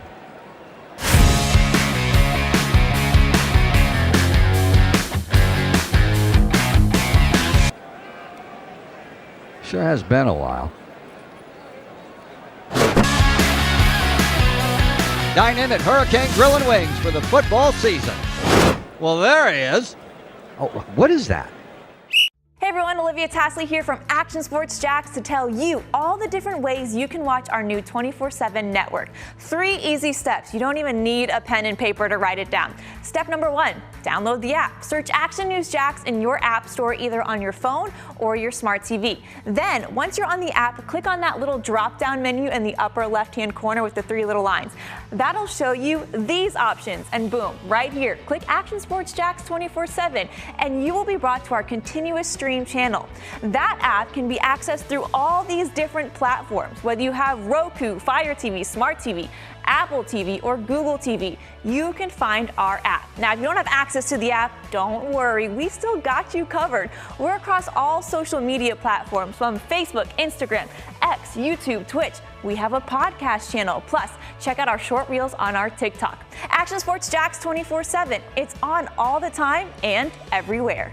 It's a new logo, new branding. With Bold City Heating and Air, it's an old school approach. One of the few locally owned and operated air conditioning businesses left in Jacksonville. It's hot, Florida in the summer. You can't do much to avoid it, but you can keep cool with Bold City Heating and Air. It's every customer counts kind of service, from when these trucks have pulled up to my home over the last couple of years and when they pull into your driveway as well. From communication to pricing to the actual service, everyone at Bold City Heating and Air cares about you. You know who's coming to your house. You know they will be well trained, and they will respect your home.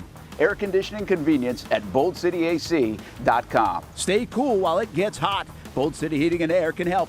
Don't get caught sweating all summer. boldcityac.com, and they have financing to help. New systems starting at $110 a month.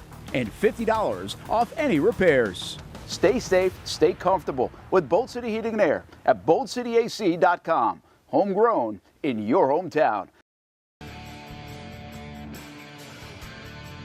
All right, we got the landing gear down. We're starting to land this show. It's been a fun one. They are always fun, and we enjoy our stops here at Hurricanes-Julington Creek every Tuesday. Remember, the big game platter is available. Let the folks here do the big game cooking for you.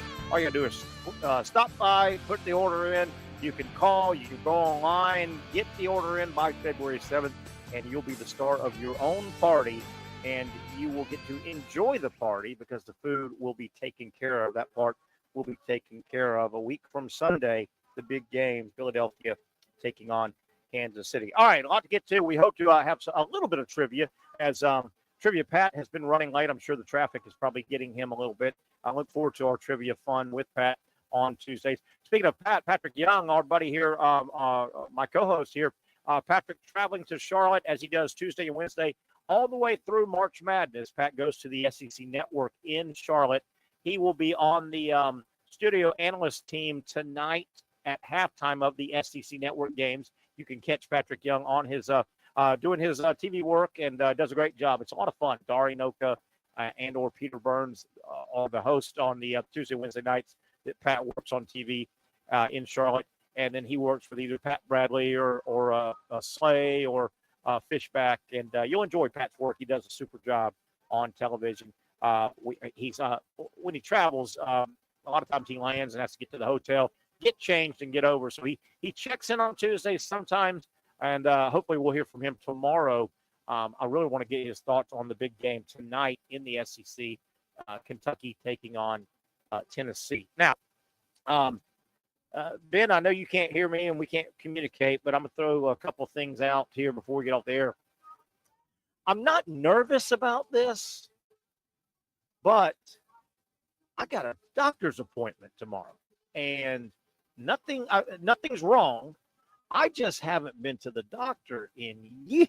I'm not proud to say this, but I probably haven't been to the doctor in 10 years. I know that sounds terrible, but so I went ahead and said, hey, man, I squared away insurance, and, I got coverage, and I said, well, you may as well use it. And so I'm going to the doctor. And again, there's nothing wrong, but I'm nervous. I don't know why. Just kind of a check-in, check-up. I don't know if it's a full check-up. I don't really know what we're all going to do, but, but I know this doctor is going to ask me about drinking. I'm sure they're going to say, well, do you drink? And I'm not sure what my honest answer should be, because I haven't had a drop of alcohol all month, the entire month of January. I've done a dry January. So do I answer like that and say, nope? Or do I say, yeah, a little bit here and there? But hopefully the doctor, well, I'll say yes. Of course I do. But I don't want this doctor to frown on me. So I'm going to throw the dry January. That's got to get me points, right? Dry January has got to get me points, right? And I'll tell you another thing. I've done dry January, haven't had a drop of alcohol all month as we sit here on the 28th. I did the same thing last year. So this is 2 years in a row. And, the deal is you go the entire month of January, then, you've accomplished your goal. You've shown alcohol who the boss is. I think I'm going to give myself a one-day reprieve, though. And if you folks are out there, if you want to text me and tell me I'm okay to do this, I think I'm okay to do this. Friday is January 31st, the last day, which means Saturday, I've reached my goal. That is February 1st. So drink on, right? I think after the show Friday, if I so choose, I'm going to give myself a good behavior one-day reprieve and say, you know what? If I decide to meet some friends out or something on Friday night, January 31st, I think I can have a drink. I think that's fair, right? Good behavior. Prisoners get some of their sentence lopped off for good behavior. I have been good. I have been 100%, and I have been consistent. I reached my goal.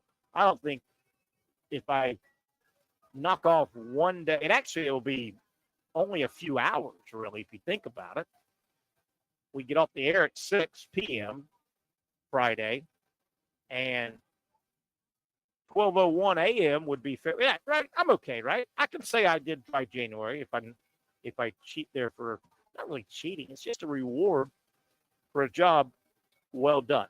All right, some other gossip here. We're kind of having fun in this final segment. Some other gossip here. Along with a broadcast business partner of mine, we're working on a couple more shows. I'll let the cat out of the bag. So, hopefully we can get these shows on the stream, and we'll figure out where all we're going to distribute them at. But me and my buddy Joe Talentino, we've been doing this one for about 2 or 3 months now, 3 or 4 months probably. And I hope that this comes to fruition. We're trying to produce a streaming pickleball show. Pickleball's huge. I don't play pickleball. I don't necessarily want to play pickleball.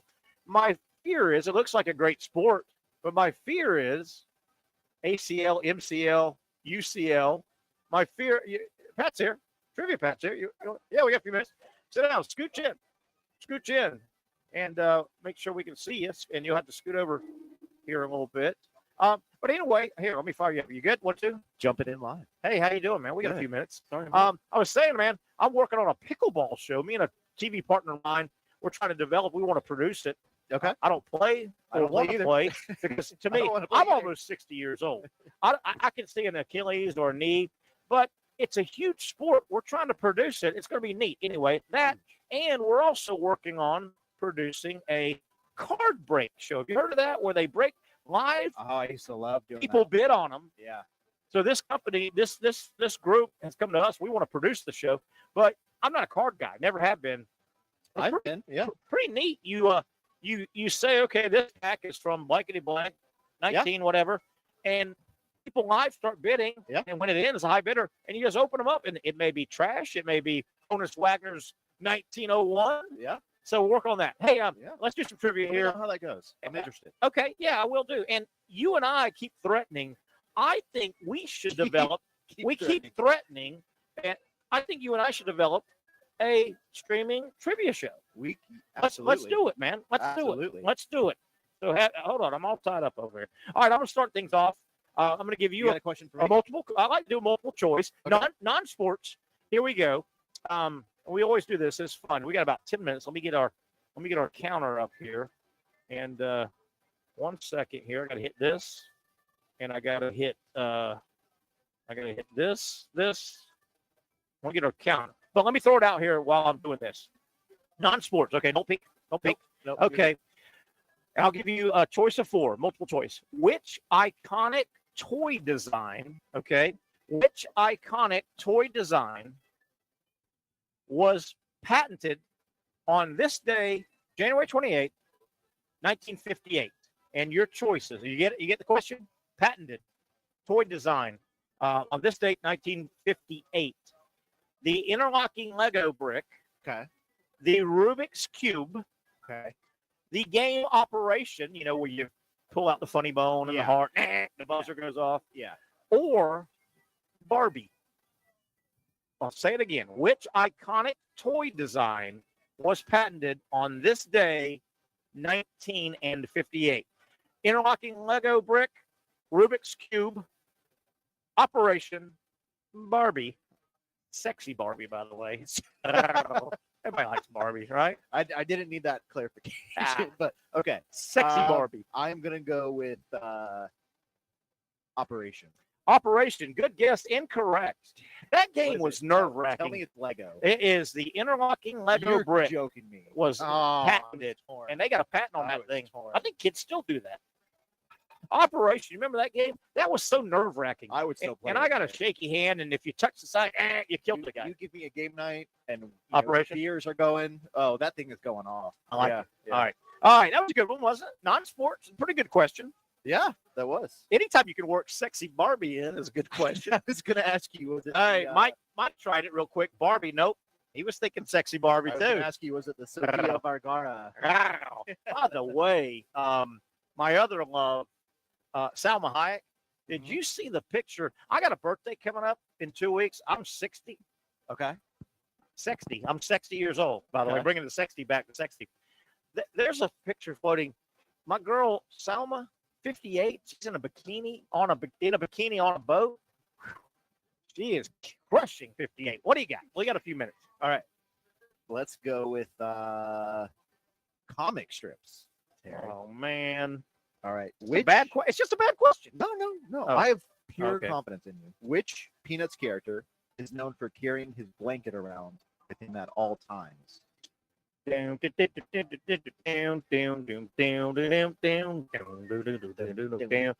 That's a great jam, by the way. The Peanuts jam is a great jam, and you can loop that sucker and play it forever. That would be Linus, I do believe. Correct. Linus. All right. Correct. Oh no, I'm having trouble getting our counter. Ben, you made. Oh, here we go. I got it. All right, I'm 1-0. Okay. W. Let's go L. to. And you're 0-1, in case you were wondering. All right. Oh my God, we're almost out of time. Last one. Last one. Sports question, Terry. Which Major League Baseball player hit a walk-off home run against Mitch Williams in the '93 World Series and is currently the most recent player to have ended a World Series with a walk-off? 30 seconds, 29, 28. I'm going to go undefeated if I'm correct when I say Joe Carter. Correct. Yes. 2-0. I know your game gets started at 7. Yes, sir. You're setting things up. A lot of fun here at Hurricane-Julington Creek. Trivia night is Tuesday. Don't forget the big game platter. Get your order in. Enjoy your Super Bowl party. Don't cook. That'll wrap it up for Ben, Mike Bianchi. We tried to get Stuart Weber and this guy, trivia fan up there in Norvelle. We'll do it tomorrow at 4 o'clock. Finally, a family atmosphere, kid-friendly restaurant with a real sports bar feel. Bricks Jack's Beach features all of that and a large, climate-controlled covered patio with misting fans and heaters for all seasons. Mix in an extremely diverse menu that features the most quality and affordable steak at the beach, and there's no reason not to enjoy your next lunch, dinner, happy hour, or big sporting event at Bricks Jack's Beach, 300 2nd Street North in Jacksonville Beach. See you at Bricks Jack's Beach.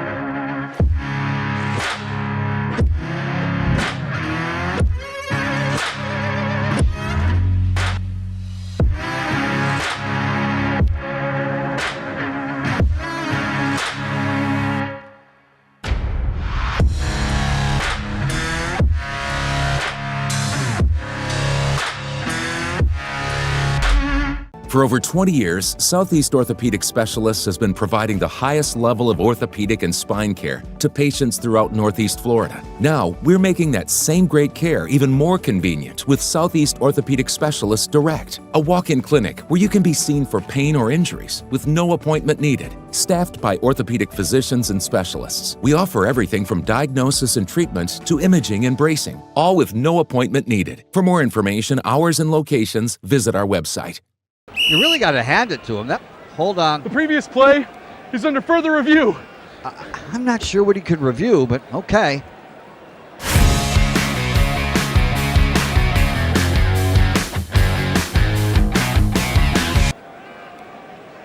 Sure has been a while. Dine in at Hurricane Grill and Wings for the football season. Well, there he is. Oh, what is that?